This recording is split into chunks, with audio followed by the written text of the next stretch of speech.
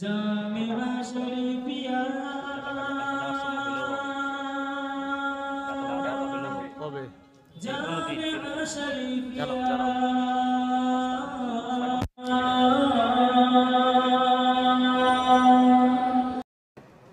আলহামদুলিল্লাহ আল্লাহ রব্বুল আলামিনের দরবারে শুকরিয়া আদায় করছি। আল্লাহ আমাদেরকে দাওরায়ে হাদিসের ছাত্রদের ক্লাসে উপস্থিত হওয়া উপলক্ষে আজকে সবার সাথেই কিছু কথা বলার জন্য আল্লাহ এখানে উপস্থিত হওয়ার তৌফিক দান করেছেন এবং ছাত্র ভাই যারা আমাদেরকেও আল্লাহ কিছু কথা শোনার জন্য এখানে বসার তৌফিক দান করেছেন বলে আলহামদুলিল্লাহ।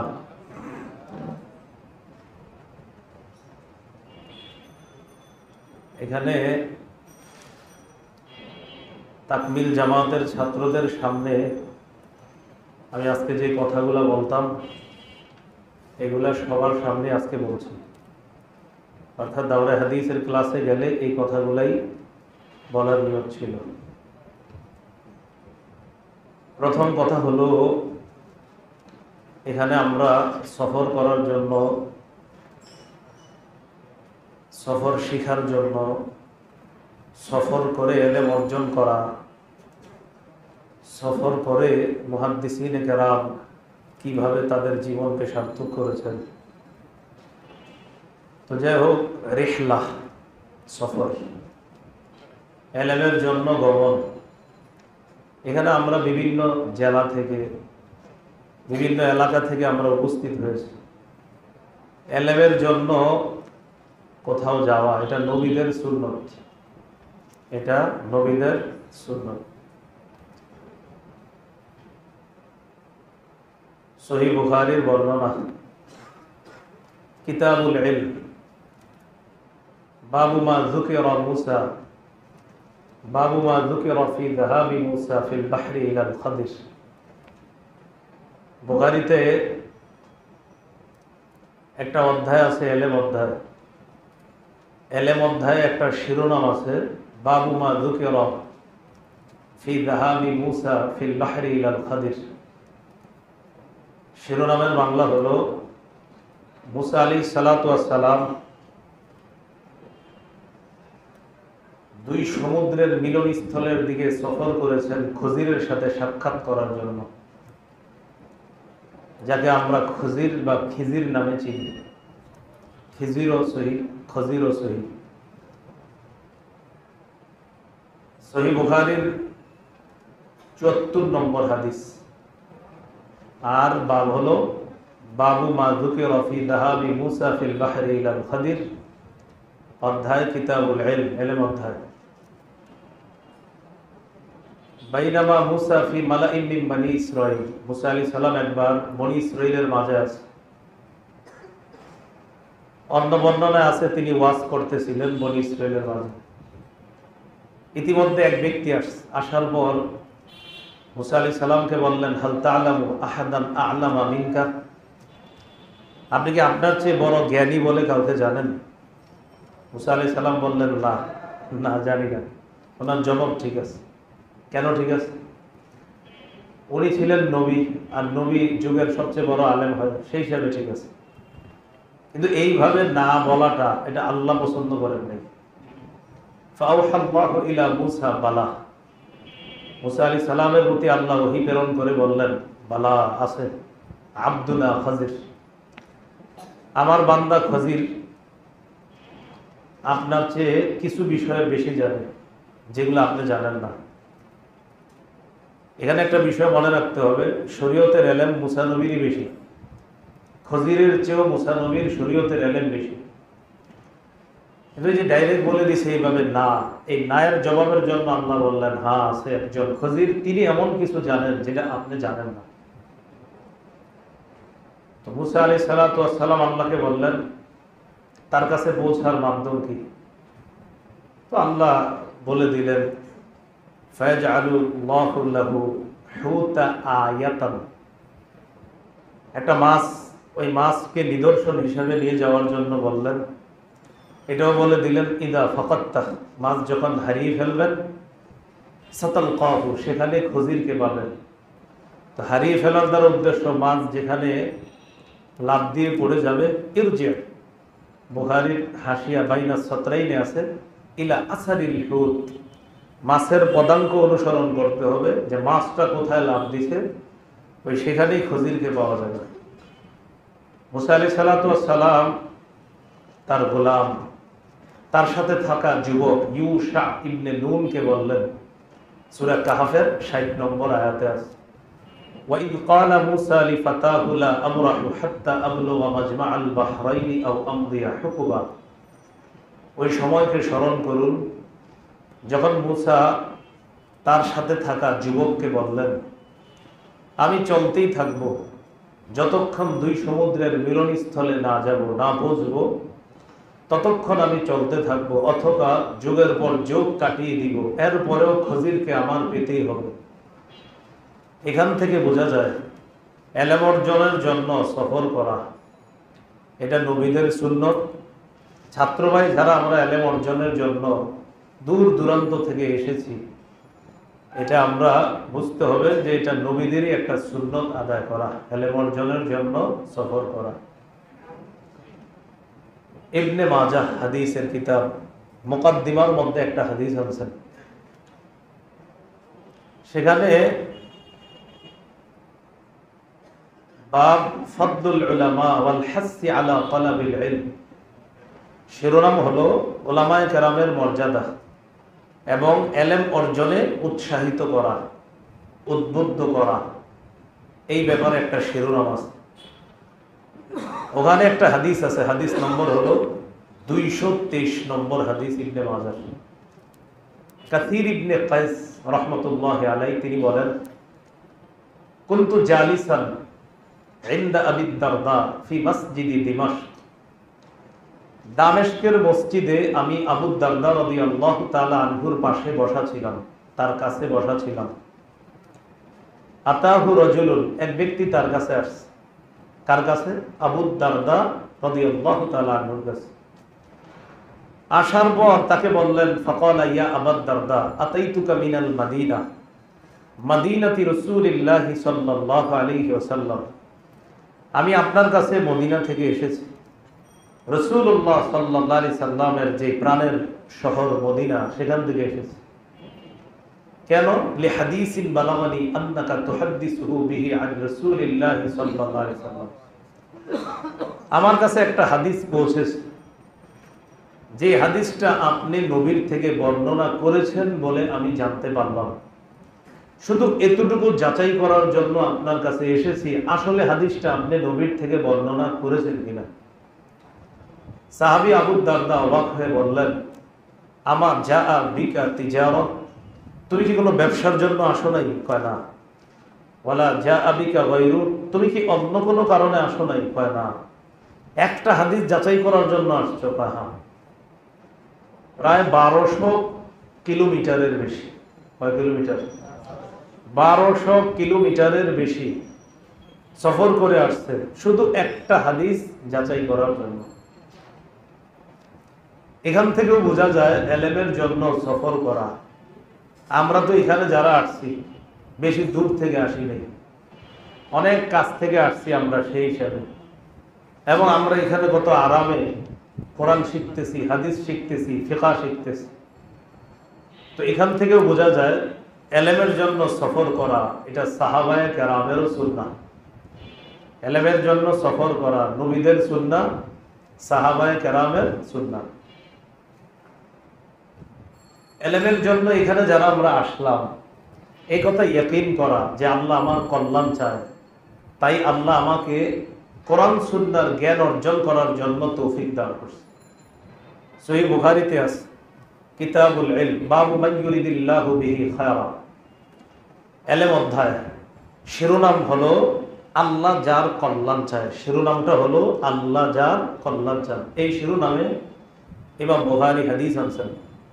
রাসূলুল্লাহ সাল্লাল্লাহু আলাইহি সাল্লাম বলেন, 71 নম্বর হাদিস বুখারীর, মান ইউরিদিল্লাহু বিহি খায়রা ইউফাক্কিহু ফিদ্দীন, আল্লাহ যার কল্যাণ চান, ইউফাক্কিহু তাকে বুঝ দিয়ে দেয়, ফিদ্দীন দিনের ক্ষেত্রে তাকে আল্লাহ বুঝদান করেন।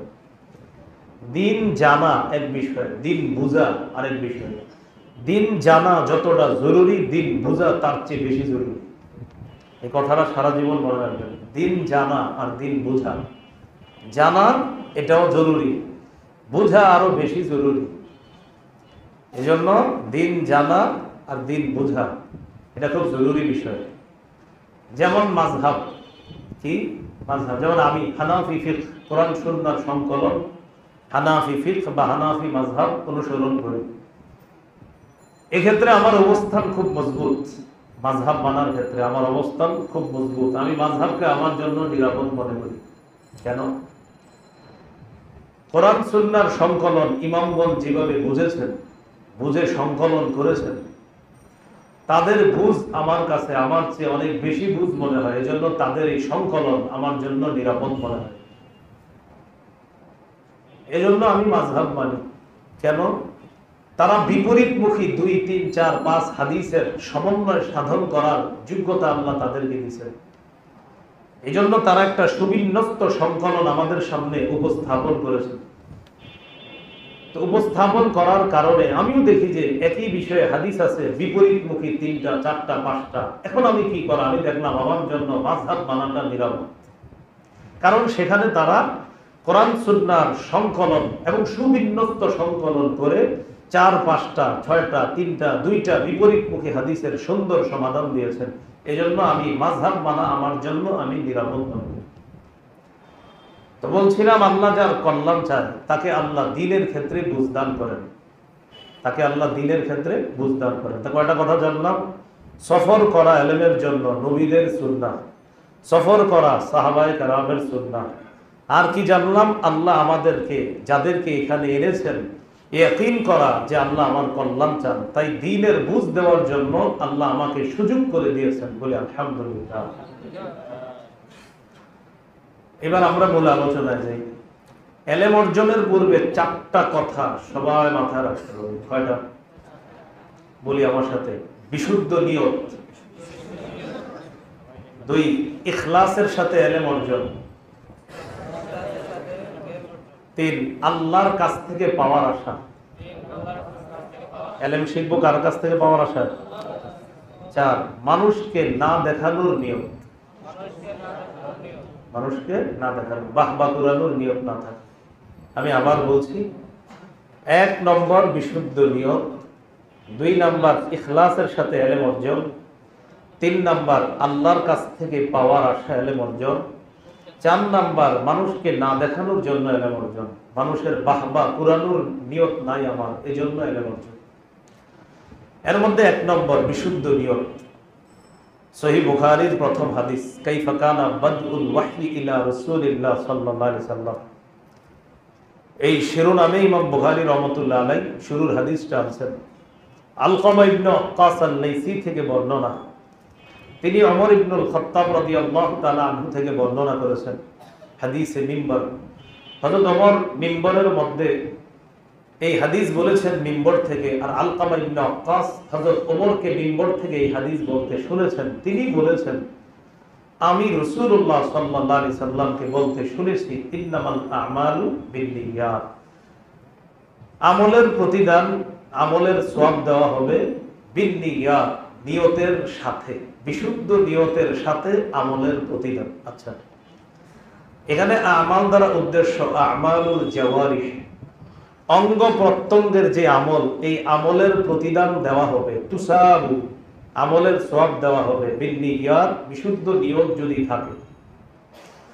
কথা হলো ইন্নামাল আমাল বলছে নবী, আমলের প্রতিদান।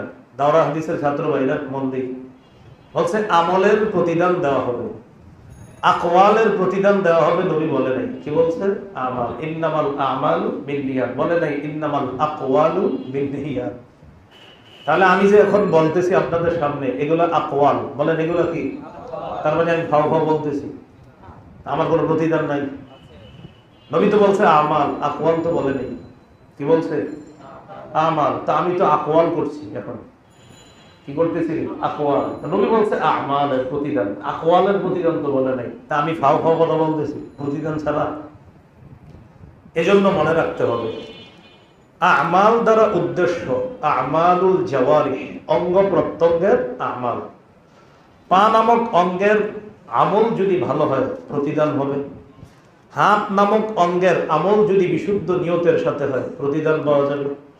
কান নামক অঙ্গের আমল হলো ভালো জিনিস শ্রবণ করা, এটা যদি বিশুদ্ধ নিয়তের সাথে হয় কোরআন তেলাওয়াত শোনা, সওয়াব পাওয়া যাবে। নাক নামক অঙ্গের আমল হলো ভালো কিছুর ঘ্রাণ নেওয়া। কাবার সামনে গেলেন, কাবার ঘ্রাণ নিলেন আপনি, নিয়ত বিশুদ্ধ।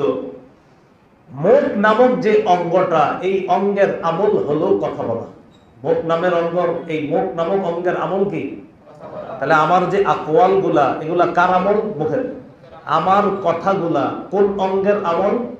মুখের।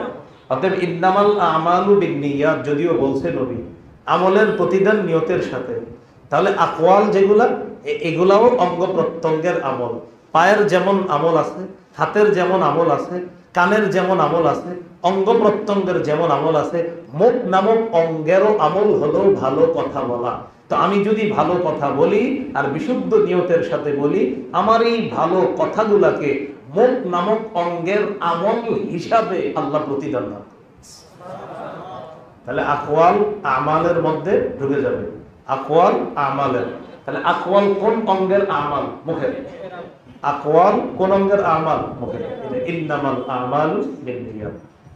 ইলম অর্জনের পূর্বে চার কথা। এক নাম্বার বিশুদ্ধ নিয়ত, যেটা বুখারীর হাদিস থেকে জানলাম। আমরা কিন্তু চারটা অলরেডি লিখে ফেলছি, ঠিক না? এই নিয়ত আবার চার প্রকার। বলি বিশুদ্ধ নিয়ত কয় প্রকার? চার প্রকার।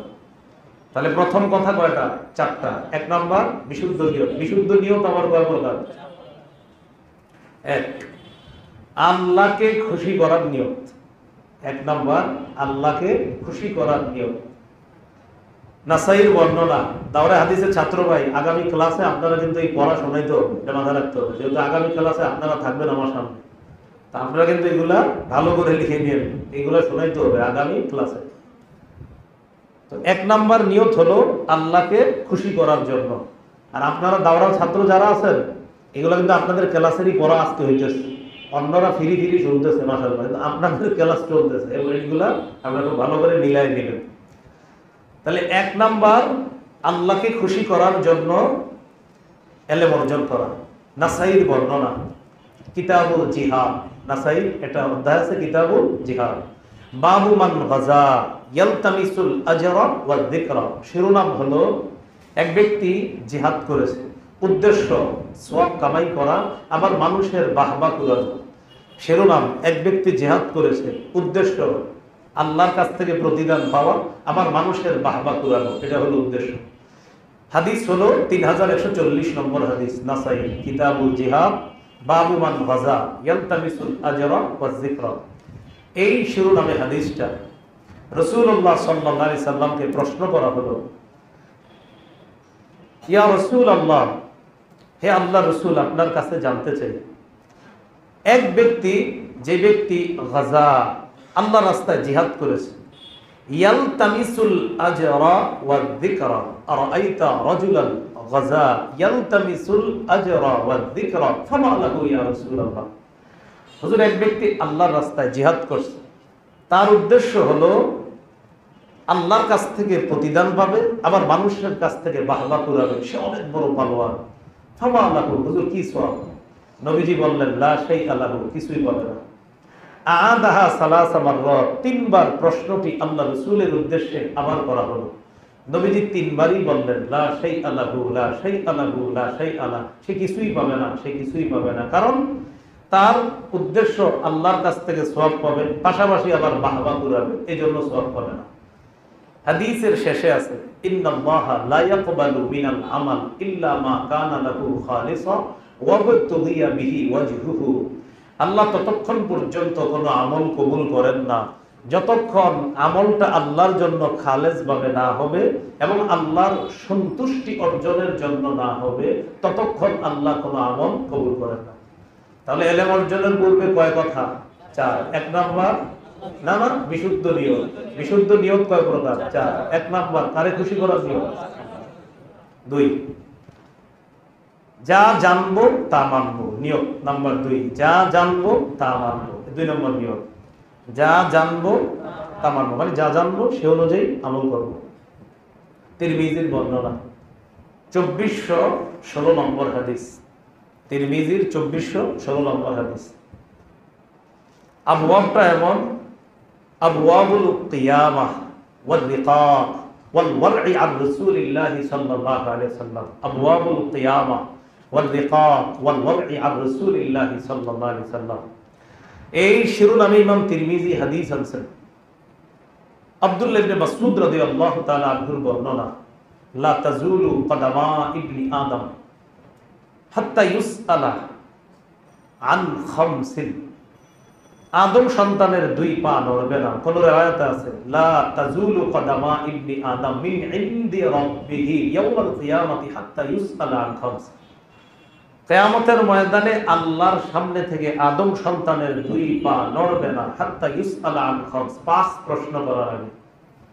এক নাম্বার আন উমরিহি ফিমা আফনা, এক নাম্বার জীবন সম্পর্কে, কোন কাজে জীবন কাটিয়েছে। দুই নাম্বার ওয়ান শাবাবিহি ফিমা আবলা, আবলার অনুবাদটা আমি যেটা করি এটা একটু লিখে রেখে, যৌবন সম্পর্কে, যৌবন কোথায় সে বিনাশ করেছে, কি করেছে বিনাশ, কি করেছে রে বিনাশ।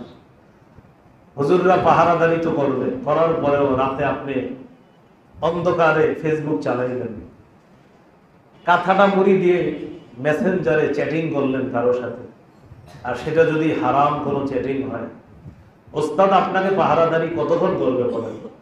ওস্তাদ তো পাহারাদারি করবে, এরপরেও আপনি গোপনে এই গুনাহের মধ্যে যদি লিপ্ত হয়ে যান, তো মনে রাখতে হবে এই যৌবন সম্পর্কে কিয়ামতের মাঠে জিজ্ঞাসা করা হবে।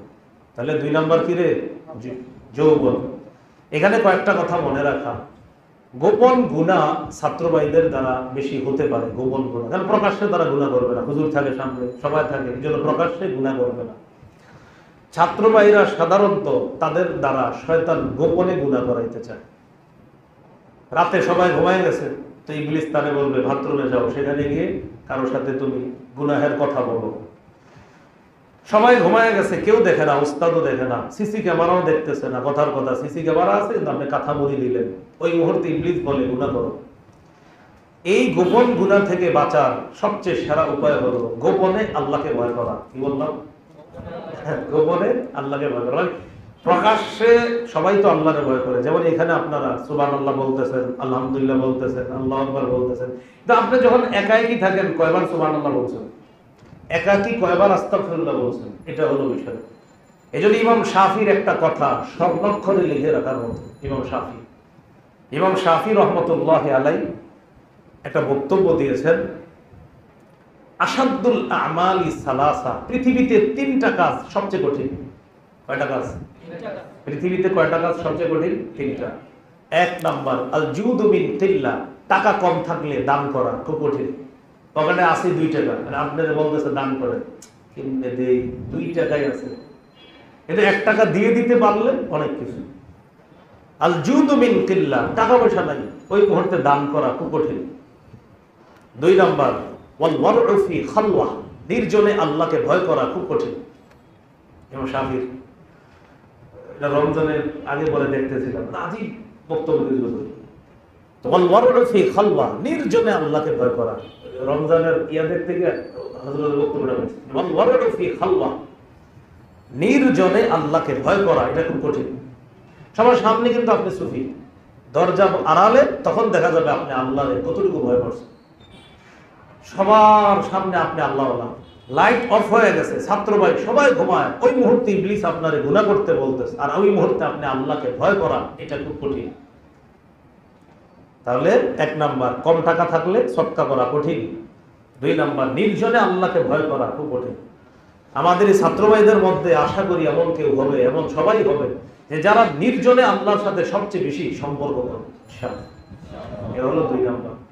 3 নাম্বার ওয়াকালিমাতু হাক্কিন ইনদা মান ইউরজা, যার কাছ থেকে কিছু পাওয়ার আশা আছে তার সামনে হক কথা বলা খুব কঠিন। যার কাছ থেকে কিছু পাওয়ার আশা আছে তার সামনে হক কথা বলা, হক সত্য কথা বলা খুব কঠিন। একজনে আইসে আমার কাছে টাকা পয়সা নিয়ে, সবগুলোই সুদের টাকা। আমি যদি বলি হ্যাঁ আসছে আমার হাদিয়া দিবে, আমি জানি হাদিয়া দিবে, আইসা কয় হুজুর আমার ব্যবসা এই এটা কি সুদ? তো কোরআন সুন্নাহ অনুযায়ী আসলেই সুদ। আমি চিন্তা করলাম, যদি বলি সুদ, হাদিয়া তো দিবে না। যদি বলি সুদ, তা হাদিয়া দিবে না। আর যদি কিছু না বলি দিয়ে দিবে। তো ইমাম শাফি কয় কালিমাতু হাক্কিন ইনদা মান ইউরজা, যার কাছে কিছু আশা করা হয় তার সামনে হক কথা বলা খুব কঠিন। পৃথিবীতে কয়টা কাজ কঠিন? 3টা।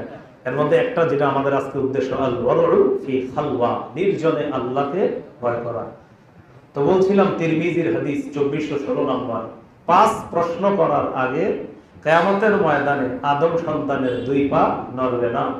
এর মধ্যে 1 নাম্বার জীবন, 2 নাম্বার যৌবন, 3 নাম্বার ওয়ান মালিহি মিন আইনা ইকতাসাবা, সম্পদ সম্পর্কে, সম্পদ কোত্থেকে কামাই করেছে।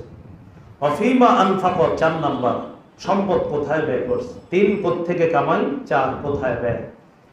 5 নাম্বার ওয়াবিমাজা আমিলা ফিমা আলিমা, সে যা জানছে এই জানা অনুযায়ী আমল করেছে কিনা, এগুলো 5 নাম্বার প্রশ্ন।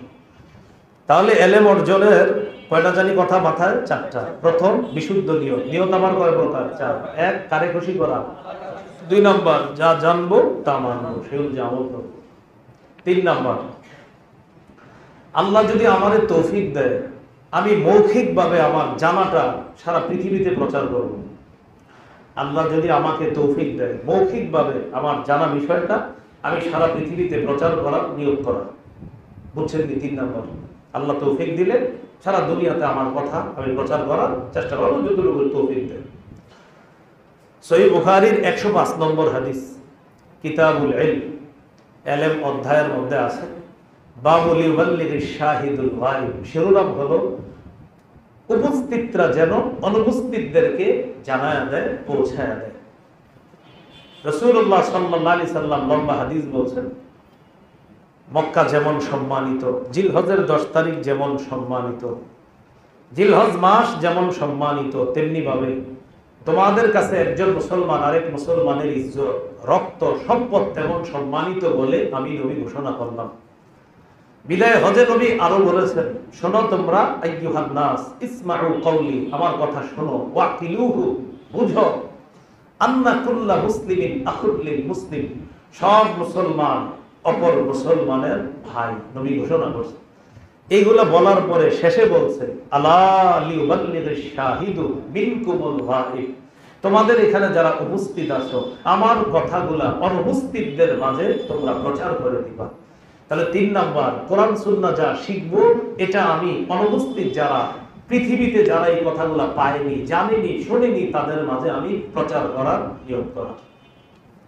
4 নাম্বার, আল্লাহ যদি লেখার যোগ্যতা দান করে তো লেখার মাধ্যমে আমার কথাগুলা আমি বিশ্বময় ছড়িয়ে দিব। 3 নাম্বার মৌখিক, 4 নাম্বার লেখা, লেখার মাধ্যমে ছড়িয়ে দিব।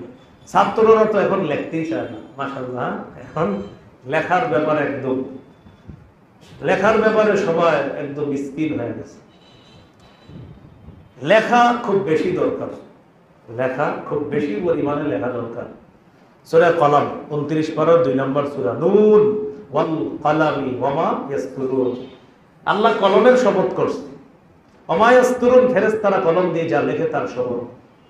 মা আনতা বিনিআমাতি রাব্বিকা বিমাজনুন, আল্লাহর অনুগ্রহে, আপনার রবের অনুগ্রহে আপনি পাগল না। আচ্ছা, কলমের শপথ করে নবীর এই কথা বলার উদ্দেশ্য কি? শপথ করছে কিসের? কলমের। তো নবীরে বলতেছে আপনি পাগল নন, তো কলমের শপথ কেন আমি? যেমন অত্তিন ওয়াজ্জাইতুন ওয়া তুরি সিনিন ওয়া হাদাল বালাদিল আমিন লাকাদ খালাকনাল ইনসানা ফি আহসানি তাকওয়িম। তিনের শপথ, জাইতুনের শপথ, সিনাই পর্বতের শপথ এবং এই নিরাপদ শহরের শপথ। আমি মানুষকে সর্ব উত্তম আকৃতি দিয়ে সর্ব উত্তম অবয়বে গঠন করেছি। আচ্ছা, অবয়ব গঠনের সাথে অত্তিন শপথের সম্পর্ক কি? ওয়াজ্জাইতুন শপথের সম্পর্ক কি? তুরি সিনিন এই শপথের সম্পর্ক কি? মানুষ সুন্দরভাবে বানানোর সাথে কিরে, এটার সাথে এই শপথের কি সম্পর্ক? এখন কথা হলো, শপথ যে আল্লাহ করে এটা কেন করে, এই ব্যাপারে শেষের দিকে একটু কথা বলবো আমি ইনশাআল্লাহ। তো এখানে আমি যেটা বলছি, কলম, কলমের শপথ, আর ফেরেশতারা কলম দিয়ে যা লেখে এটার শপথ। কি শপথ? আল্লাহ কেন করলেন খুব ভালোভাবে মনে রাখবেন। জালালাইনের ছাত্ররা, কোরআন তরজমার ছাত্র যারা আছেন, আপনারা মন দিয়ে শুনলেন। এটা হলো আমার তো সময় নেই, সময় যদি থাকতো তাহলে হুজুরের কাছ থেকে চাইয়া জালালাইন নিতাম, কোরআন তরজমা নিতাম, আমি দাওরায়ে হাদিস আসতাম না, কোনটাতে যেতাম জালালাইন আর কোরআন তরজমা। আর আসলে আমার সময়ের বড় অভাব, এই জন্য কোরআন তরজমা জালালাইনের ছাত্ররা শুনে রল কালামি ওমা ইয়াসতুরুন মা আনতা বিনিয়ামাতি রাব্বিকা বিমাজনুন। কেন বলছে? নবী কাফেররা আপনারে পাগল বলে, মুশরিকরা আপনাকে কি বলে? পাগল। এই জন্য মনে রাখবেন কলমের সাথে নবীকে এই কথা বলার সম্পর্ক কি? আবু দাউদের 4700 নম্বর হাদিসে আছে, ইন্না আউওয়ালা মা খালাকাল্লাহু আল কলম। আল্লাহ সর্বপ্রথম সৃষ্টি করছে কলম। কলম সৃষ্টি করার পর আল্লাহ বলছেন উক্তুব, কলম তুমি লেখো। কলম বলছে মাজা আক্তুব, আমি কি লিখবো? তখন আল্লাহ বলছে উক্তুব মাকাদিরা কুল্লি শাইইন হাত্তা তাকুমাস সাআহ, কিয়ামত পর্যন্ত সব কিছুর ভাগ্য তুমি লিপিবদ্ধ করো। কাকে বলছে আল্লাহ? কলমে। এখন বুঝেন হাদিসটা বলছেন, এবার আশা করি কোরআনের আয়াত বুঝে ফেলবেন। কলমের শপথ, কলম দিয়ে যা লেখে ফেরেশতারা তার শপথ। নবী আল্লাহর অনুগ্রহে আপনি পাগল না, মানি আমি কলমের মাধ্যমে সৃষ্টির শুরুতেই লিখে রেখেছি আপনি যে নবী হবেন, আর আপনি যে পাগল না, তারা যে আপনারে পাগল বলবে, আর আমি আল্লাহ আপনাকে বলবো আপনি পাগল না, এগুলা সৃষ্টির শুরুতেই। আর মুসলিমের বর্ণনা, সৃষ্টি করার 50,000 বছর আগে আমি আল্লাহ লিখে রাখছি আপনি নবী হবেন। সেই কলমের শপথ করে বলছি, যে কলম দিয়ে আমি আল্লাহ লিখিয়েছি যে আপনি নবী হবেন, ওই কলমের শপথ করে বলছি আপনি পাগল না। বুঝাইছে কলমের শপথ কেন করছে আল্লাহ? কলম, কলমের শপথ মানে এই কলম দিয়ে আমি সব লিখছি, এই কলম দিয়ে আমি লেখাইছি, সৃষ্টির 50,000 বছর আগে লেখা আছে আপনি নবী হবেন। অতএব তাদের কথা আপনি কান দিবেন না, এই জন্য কলমের শপথ। কেন আমরা কলম দিয়ে লিখি না। এখন কথা হলো এই জায়গায় কলম দ্বারা কি উদ্দেশ্য, এই ব্যাপারে দুই মত। মুফাসসিরিনে কেরামের একদল বলেন এই কলম দেওয়ার উদ্দেশ্য ওই কলম যেটা আল্লাহ সৃষ্টির শুরুতে সৃষ্টি করেছেন। আরেক দল বলেন না, কিয়ামত পর্যন্ত এই যত কলম আছে, এই যে আপনাদের এই সব কলম উদ্দেশ্য। তাহলে এই জন্য আমরা কলম এটা একটু চালানো দরকার। ওস্তাদরা যখন ক্লাসে কথা বলে লেখা দরকার। অনেক সময় ছাত্ররা ওস্তাদদের দিয়ে চায় থাকে, তো মাঝে মাঝে হুজুর দেখা যায় শাহ ওলিউল্লাহর একটা ঘটনা শোনাইছে রহমতুল্লাহ আলাইহি, হাজী আমদাদুল্লাহ মক্কি মুহাজিরের একটা ঘটনা শোনাইছে, কাসেম নানুতুবি রহমতুল্লাহ আলাইহির একটা ঘটনা শোনাইছে। এটা লেখে না, লেখে কোনটা? ওই কিতাবে আসছে যে ইস্তিদবারে কিবলা, ইস্তিকবালে কিবলা, এটা লিখবে। হুজুর ওই আলোচনা করতেছে, তো করার মাঝে যে হাজী আমদাদুল্লাহ মক্কি মুহাজির একটা ঘটনা বলছে, এটা আপনি লিখলেন না কেন? হ্যাঁ, হুজুর যা বলবে সব লিখবে, যা বলবে সব লিখবে। পরে হুজুরের কাছে গিয়ে তাকিদ করবেন, হুজুর এইগুলো আপনি বলছেন আমি লিখছি, কি বললাম? যা বলবে সব হুজুর ইস্তিকবারে কিবলা, ইস্তিকবারে কিবলার আলোচনা চলতেছে, পরে হুজুর এই ঘটনাটা শুরু, এটাও তো আপনি লিখতে হবে। আল্লাহ আমাদেরকে বুঝার তৌফিক দান করেন। তাহলে 4 নাম্বার, কলম লেখার যোগ্যতা আল্লাহ দিলে আমি কি করব? আমি লেখার মাধ্যমে আমার এই কথাগুলো আমি প্রচার করব। তাহলে কলমের গুরুত্ব, লেখার গুরুত্ব ইসলামে অনেক বেশি। আল্লাহ বুঝার তৌফিক দান করেন। ইলম অর্জনের পূর্বে কয় কথা মাথায় রাখা? 1 নাম্বার বিশুদ্ধ নিয়ত। নিয়ত আবার কয় প্রকার? 4 প্রকার, এটা জানলাম। দ্বিতীয় নাম্বারটা কি? ইখলাসের সাথে ইলম অর্জন।